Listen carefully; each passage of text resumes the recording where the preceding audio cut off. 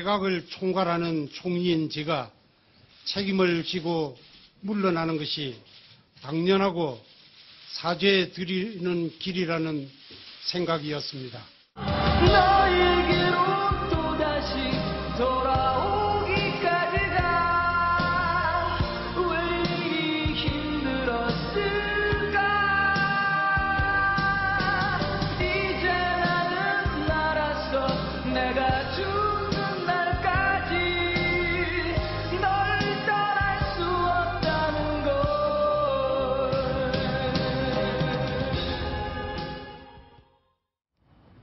네, 오늘 정호원 국무총리 이제 새로 언제까지가 될지 모르겠습니다. 새롭게 두 번째 총리 임기를 시작한다는 마음으로 업무에 들어갈 것 같습니다. 그러나 1차전 졌다고 봐야죠. 세월호 참사 이후에 허둥지둥하는 정부의 모습 때문에 많은 국민들이 실망했는데 이 정호원 국무총리의 패자 부활전이 승리로 이어질지 한번 기대해 보겠습니다.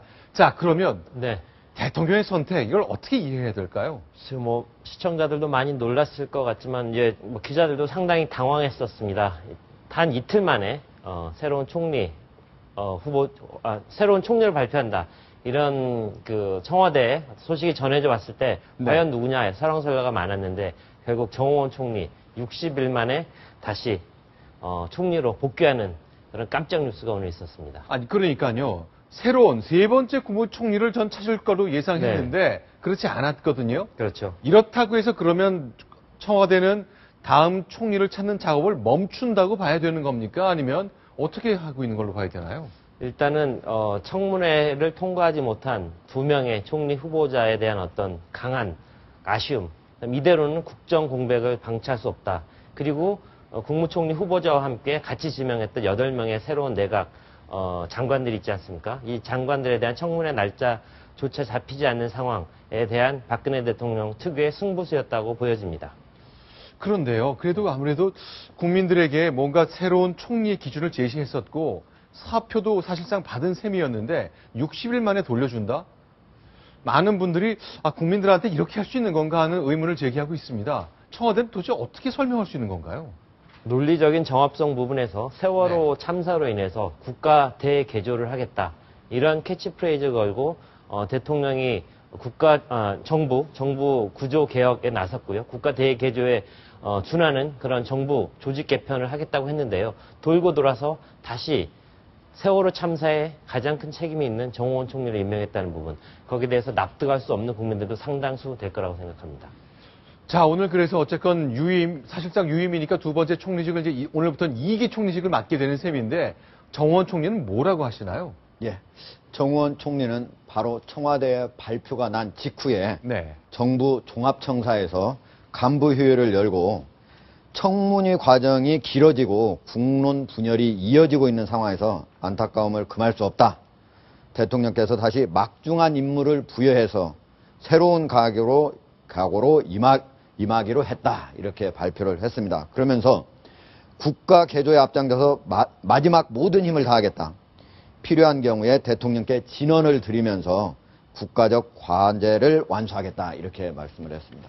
그런데 지금 국무총리가 오늘 오후에 내놓은 메시지를 제가 봤는데요. 고사의 뜻을 내가 밝혔다. 아닙니다, 저는. 그러나 대통령이 너무 간곡하게 당부하셔서 수락할 수밖에 없었다. 이거 원래 단호하게 NO 했어야 되는 거 아닙니까? 글쎄요. 대통령이 지금 두 번이나 총리 후보자가 낙마한 이후에 다시 세 번째 아주 하기 어려운 그런 상황에 처해가지고 우리 현 총리한테 부탁을 하는 건데 지금 현재 총리가 내가 고사하겠다 이렇게 말하기는 좀 쉽지 않았을 것 같아요. 대통령의 전화를 받았던 인사로 인해서 대통령의 전화를 받았던 분의 전화를 하나 소개시켜드리겠습니다. 수석이나 비서실장이 전화 왔을 때 그때는 노할 수 있다. 나 이거 못하겠습니다. 이렇게 단호하게 얘기할 수 있지만 대통령 본인이 전화를 했을 경우에 어떤 자기 힘으로 할 수 없는 부분, 내가 대통령에게 노할 수 없는 부분, 그런 묘한 힘이 있다더라. 그런 얘기를 들은 적이 있습니다. 이게 바로 또 현직 대통령의 뭔가 보이지 않는 포스랄까 아우라랄까 뭐 그런 것 같은데요.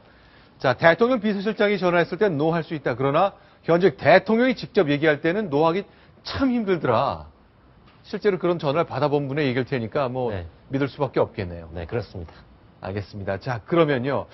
자, 정홍원 국무총리의 지난 60일 또는 그 지난 세월호 참사 이후의 모습은 참 여러 모습입니다. 초기에 굉장히 힘들었고 마지막에는 우리 국민들의 마음을 좀 얻어가는 과정이 있었는데요. 그 총리의 현장의 모습 직접 확인하시면서 얘기를 좀 나눠보겠습니다. 현장으로 안내합니다.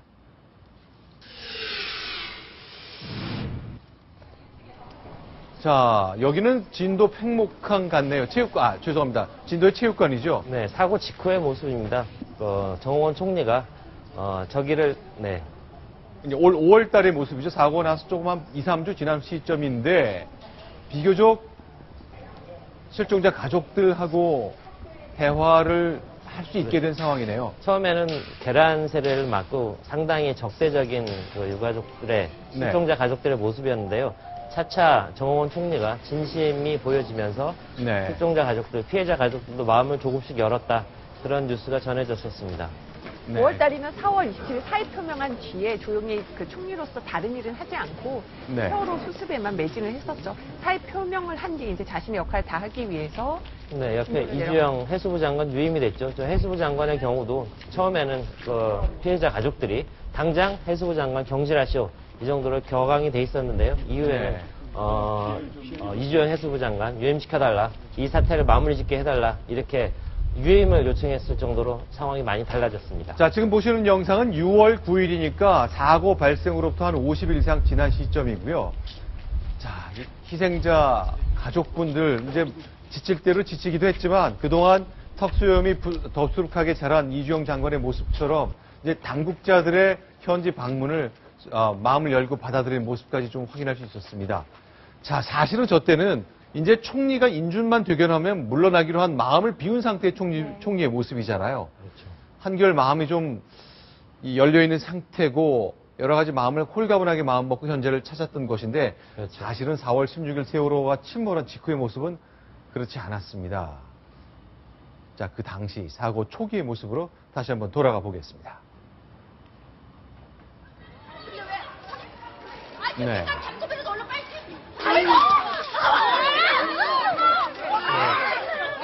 외국 순방을 나갔다가 바로 서울에 오지 않고 즉각 진도 팽목항으로 방문을 했지만 격앙된 가족들이 생수병을 던지고 할 정도로 굉장히 격앙돼 있었던 상황입니다. 그게 사고 다음 날이었던 걸로 기억합니다.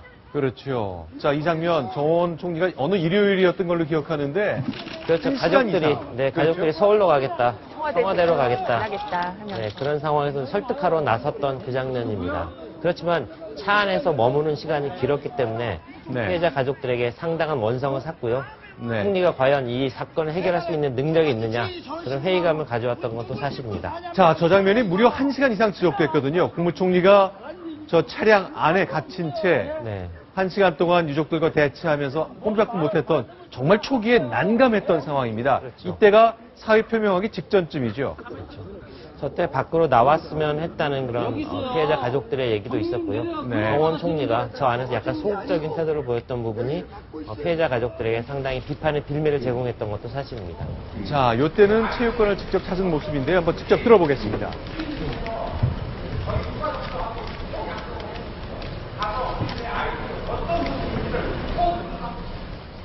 제가 좀 오늘 오후에는 좀 올라가기 때문에 지금 당장 그런데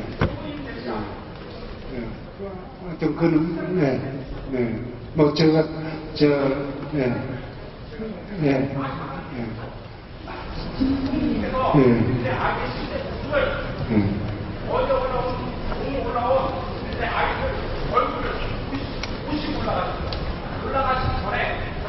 자, 실종된 뒤 찾았지만 너무 신원을 확인할 수 없을 정도로 문제가 생겨서 그러니 총리가 직접 실종자에서 발굴된 그 시신을 좀 확인해달라 이런 요청인데 일정이 있다 올라가겠다 처음에 좀 소극적으로 얘기하다가 결국 거듭된 가족들의 요청에 수용하는 모습까지 봤습니다.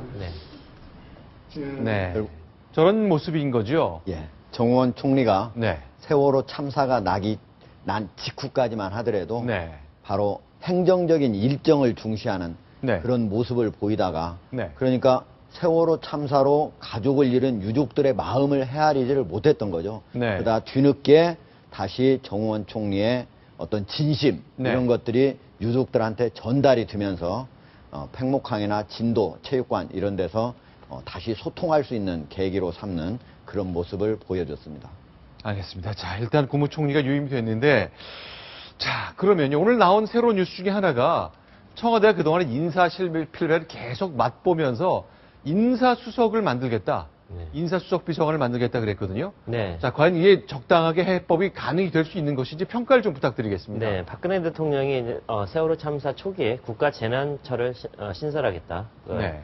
안전행정부를 거의 해체 수준으로 나눠놓은 다음에 국가재난처를 신설하겠다고 했고요. 여러 가지 저런 문제가 생겼을 때 박 대통령 특유의 대처 방법은 역시 새로운 기구를 통해서 그 기구를 통해서 시스템적으로 기구를 통해서 사태를 해결하겠다 이런 부분인 것 같습니다. 그래서 대통령 인사수석실을 만든다는 이유는요. 네. 지금 여러 차례 인사의 어떤 참극을 보지 않았습니까? 두 번 연속 총리 후보자가 낙마하는 사태가 발생했고요. 지금 집권 초기부터 보면 상당히 많은 사람들이 검증의 벽을 통과하지 못한 상황이기 때문에 대통령 인사수석실이라는 새로운 기구를 통해서 인사의 만전을 기하겠다. 그런 식의 박근혜 대통령의 선택이라고 보여집니다. 그런데 이제 가장 큰 문제가 뭐냐면은 네. 지금까지 청와대에서 네. 모든 인사를 오로지 했기 때문에 문제가 네. 생긴 거거든요. 네. 그리고 인사수석실을 지금 신설한다고 하는 것이 네. 청와대에 있는 인사위원이 산하에다 만드는 거거든요. 네. 다시 말하면은 기본적으로 인사를 그동안은 비선을 통해서 했다. 네. 그런다면은 이제는 좀 한번 청와대 안에서 공식적인 라인을 만들어 보겠다 이런 얘기인데 지금까지 인사가 이렇게 네. 어떤 난마처럼 이렇게 된 가장 큰 이유는 네. 원래 중앙인사위원회가 안전행정부, 과거에는 네. 행정안전부였죠. 네. 이 안에 원래 있었습니다. 네. 그런데 이런 것들을 청와대로 가져오면서 문제가 생기기 시작했습니다. 지금도 네. 만약에 청와대에서 계속적으로 모든 인사를 챙긴다 네. 한다면은 지금과 같은 인사 참사가 계속적으로 일어날 가능성이 높다. 그래서 오히려 네. 안전행정부라든지 아니면 독립된 어떤 인사위원회를 따로 만들어가지고 네. 거기에 기본적으로 많은 인재풀을 관리하도록 하고 필요할 때는 거기에서 뽑아 쓰는 방식으로 이렇게 해야만 이런 참사를 면할 수 있다.